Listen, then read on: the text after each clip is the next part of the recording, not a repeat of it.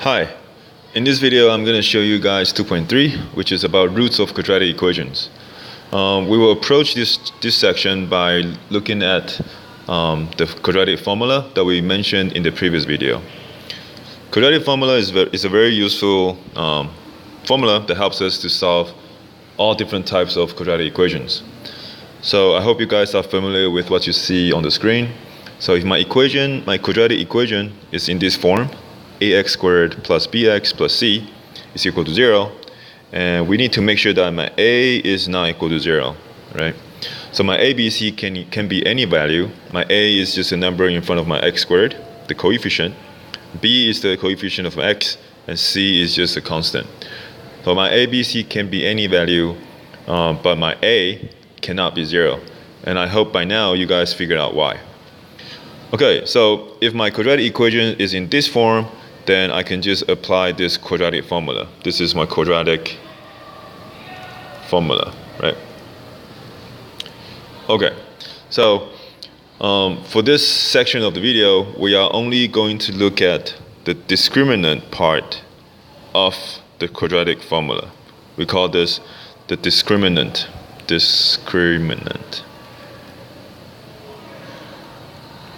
Okay.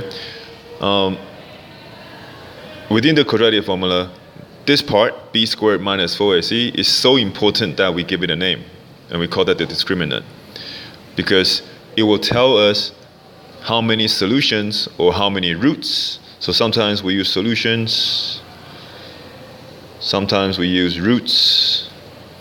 So how many solutions or how many roots does each quadratic equation have?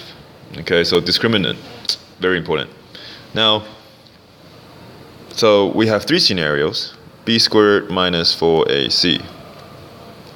If it's positive, if you use your calculator, put the values in there, and then you get some positive value, then you have two different roots or two different solutions. Okay. If you have negative, if you have something that's negative from your b squared minus 4ac, then you have no real roots. Okay, no real roots. If your b squared minus 4ac is equal to 0, then you have two same roots.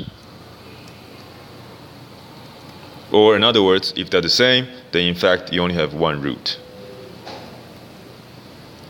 Okay? So make sure you write down these three different scenarios in the book, and then let's look at some examples.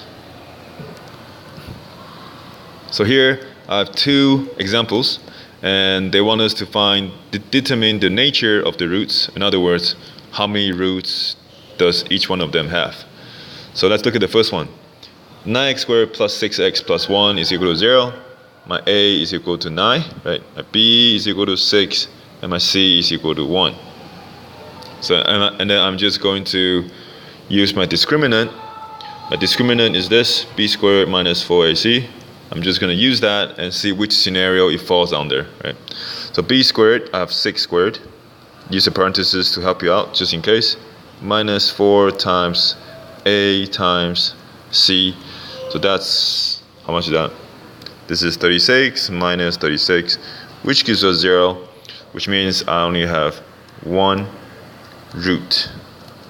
Only. Okay, there's only one solution. They're not asking us to find what it is, but we know for sure that there will only be one. Now let's look at the next example. By default, it does not look like a quadratic equation because we are missing the x squared. Right? We don't see the x squared, but in fact, it is there if I multiply x to both sides. So I multiply x. Okay, so the x in the denominator and that x that we just multiplied to will cancel out. So I have a 4 on the right hand side. On the left hand side, x times 3x, I'm going to distribute, that will have 3x squared.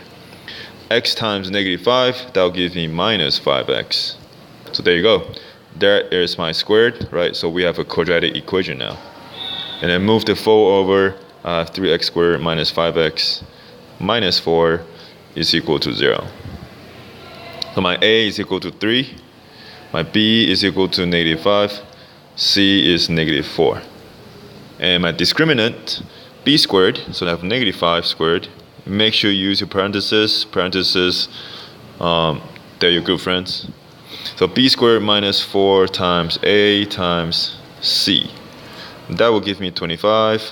Minus 4 times 3 gives us minus 12.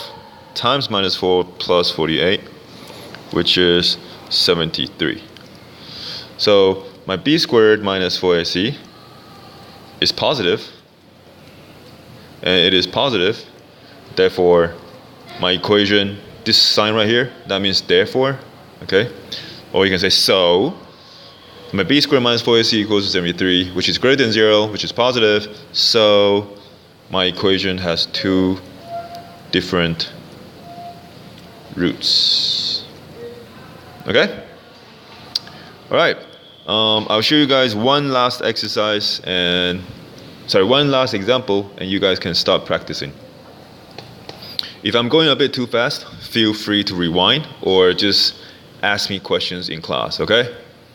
Now, this is the last example I'm going to show you in this video.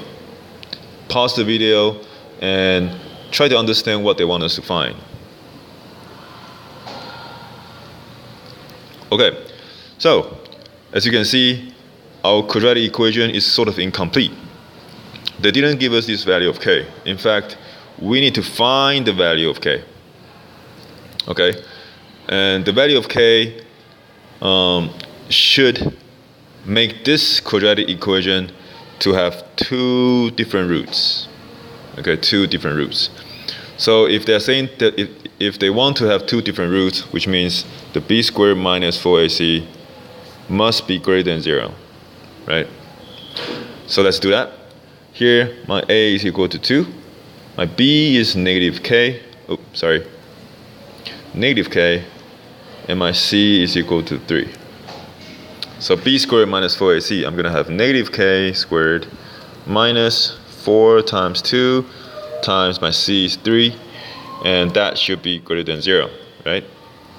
So negative k squared gives us k squared. If you're not sure, you can do this on the side. Do this on scrap paper. Negative k times negative k gives us k squared, right? Minus 4 times 2 times 3, that gives us minus 24. It's greater than 0. Move the negative 24 to the other side. I have k squared is greater than 24. Now this is the key part. What could your values be so that when you square that number, it'll give you something that is greater than 24.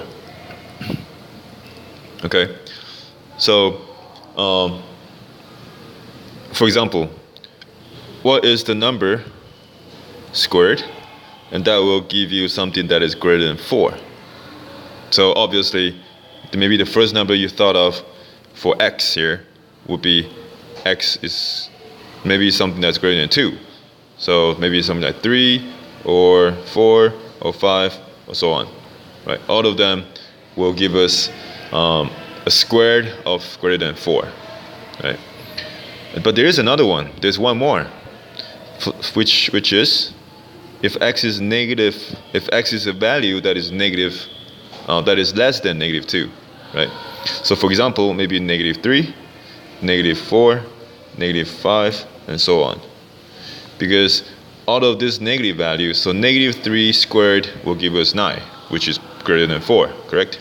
So -3 squared is equal to 9, and that is greater than 4, right? Or if I go with -5 squared, which is 25, and that is also greater than 4.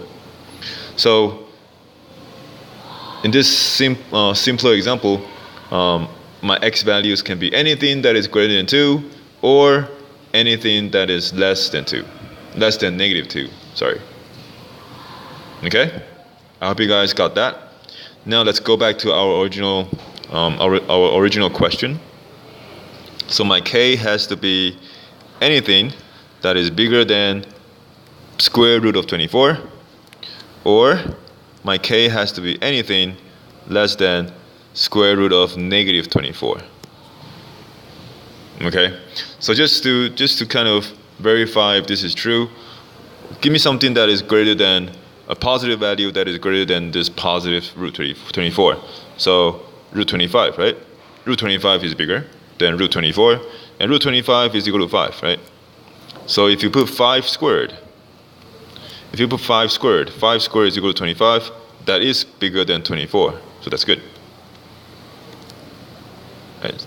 Or if I look at this negative side, give me a value that is less than negative root 24. So maybe negative root 36. That's a lot smaller than your negative root 24, right? So this value is part of your k is less than negative root 24. Now if I square this,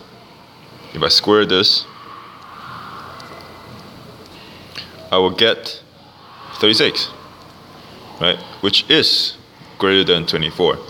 So my answer for my k can be anything from negative infinity to negative root 24, or positive root 24 to positive infinity. Okay? Alright, I hope this video was helpful, and feel free to write down some questions for me, and you can discuss that with me or your friends in class.